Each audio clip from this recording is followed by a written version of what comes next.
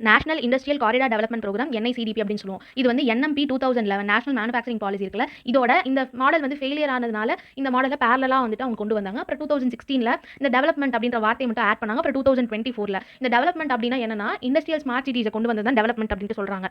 இதோட கோல்ஸ் என்ன அப்படின்னா 17 to 25% வந்துட்டு ஜிடிபி இன்க்ரீஸ் பண்ணுறது, மேனுஃபேக்சரிங்கில் 100 மில்லியன் நியூ ஜாப்ஸை கிரியேட் பண்ணுறது, வேல்யூ அடிஷன் வந்துட்டு இன்க்ரீஸ் பண்ணணும். அப்போ தான் ஃபாரின் டைரக்ட் இன்வெஸ்ட்மெண்ட்டும் நமக்கு ரிசர்ச் அண்ட் டெவலப்மெண்ட்டும் இன்க்ரீஸ் ஆகும் அப்படின்னு சொல்லிட்டு 12 to 14% வந்து ரேட் ஆஃப் க்ரோத்தை வந்து இன்க்ரீஸ் பண்ணணும் மேனுஃபேக்சரிங்கில் அப்படின்னு சொல்லியிருக்காங்க.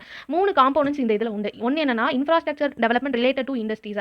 நம்ம இன்ஃப்ராஸ்ட்ரக்சரை வந்து டெவலப் பண்ணணும் இண்டஸ்ட்ரீஸுக்கு தகுந்த மாதிரி அப்படின்னு சொல்லிட்டு ஃபர்ஸ்ட் ரயில்வே, ரோடு, ஏர்போர்ட் இதுதான் யோசிச்சாங்க. அதுக்கப்புறம் NIP national infrastructure pipeline and PM கதி சக்தி கூட இதை வந்து கம்பைன் பண்ணி இப்போ இன்ஃப்ராஸ்ட்ரக்சர் கொடுத்துட்டு இருக்காங்க.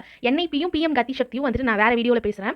அடுத்து வந்து இண்டஸ்ட்ரியல் கிளஸ்டர். இண்டஸ்ட்ரியல் கிளஸ்டர் அப்படின்னா என்னன்னா ஒரு சிட்டி இருக்குன்னு வச்சுக்கோங்களேன், அந்த சிட்டியை சுற்றி வந்துட்டு இண்டஸ்ட்ரீஸ் இருக்கிற பேர் இண்டஸ்ட்ரியல் கிளஸ்டர். இது வந்துட்டு இந்த இதுக்கு கீழே தான் வரும். இதுக்கு எக்ஸாம்பிள் வந்து நம்ம தமிழ்நாடும் UPயும் உத்தரப்பிரதேஷும். அடுத்து வந்துட்டு இண்டஸ்ட்ரியல் ஸ்மார்ட் சிட்டிஸ் வந்து கிரியேட் பண்ணியிருக்காங்க. இனிஷியலி இது அர்பன் டவுன்ஷிப்னு சொன்னாங்க. இந்த industrial smart cities, industrial cluster, RRA இதுக்கெல்லாம் தனியாக நான் ஒரு ஷார்ட்ஸ் போடுறேன்.